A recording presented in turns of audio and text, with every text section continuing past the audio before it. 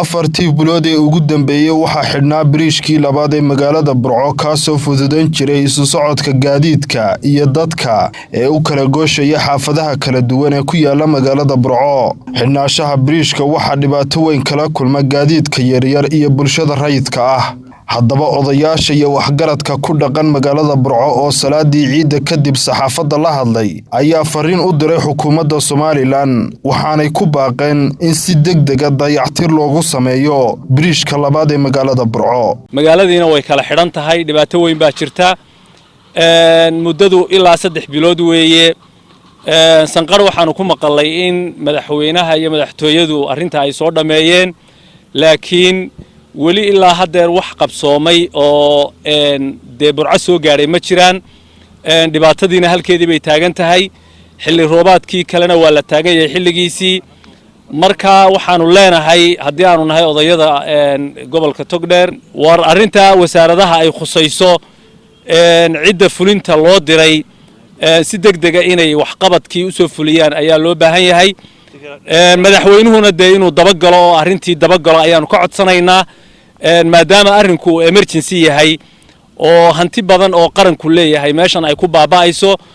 annagu garan mayno ilaa haddeer ma fahamsanin halka ay wax ka hakadeen iyo muddada 3 bilood ah ee wax qabadka la sugayay halka ay wax ka xidhan yihiin ma fahmayno.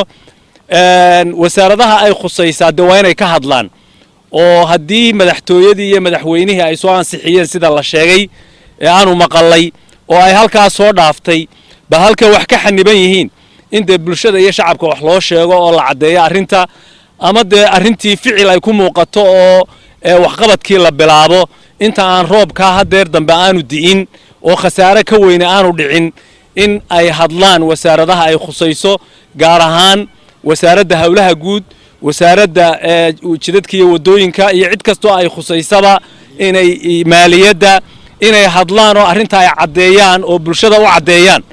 madaxweynuhu arrintaa markii loo geeyey inuu si farshaxanimo leh oo degdeg oo emergency ah uu arrintaa u aqbalay, amarna ku bixiyey in biriijada degdeg loo dhiso oo wixii gaadhay degdeg loo habeeyo ayaanu ka warhaynaa haddaanu nahay odayaasha. arrintaasu 3 bilood ka hor bay ahayd ama 2 bilood iyo badh ka hor meelay ka rakatay ma garanayno. arrintii magaaladii way kala xidhan tahay, xilli roobaadkii kale ee ma garanaysaay na waa lagu dhow yahay oo waa dhow yahay. arrintii meeshay ka rakatay ama ay ka xidhan tahay xaqiiqdii aad baanu fahmi weynay. marka waxaanu leenahay madaxweynaha iyo dawladda iyo dadkay arrintaasi khusayso waxaanu ka codsanaynaa ciday arrintan khusayso in arrintaasi degdega wax looga qabto.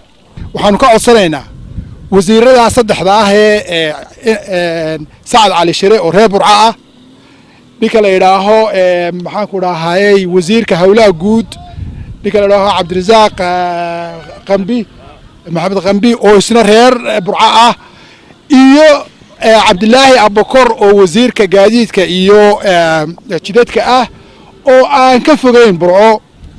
ayaanu ka filaynaa de waxay ahayd inay mar hore in arrintaas lagu dhaqaaqo oo la dhammaystiro. waxa muuqata in imikadan halkaa ku qabta bal roobka soo biyihii arki maysaan, biyahaas waa biyihii waa horseed, waa calaamad bini'aadamka waxa calaamadaha ilaahay tusaya. marka waxa weeyaan marka ay wax dhaqaaqaan daweyn wax laga qabtaa. Axmed Kaafi, Bulsha TV, Burco.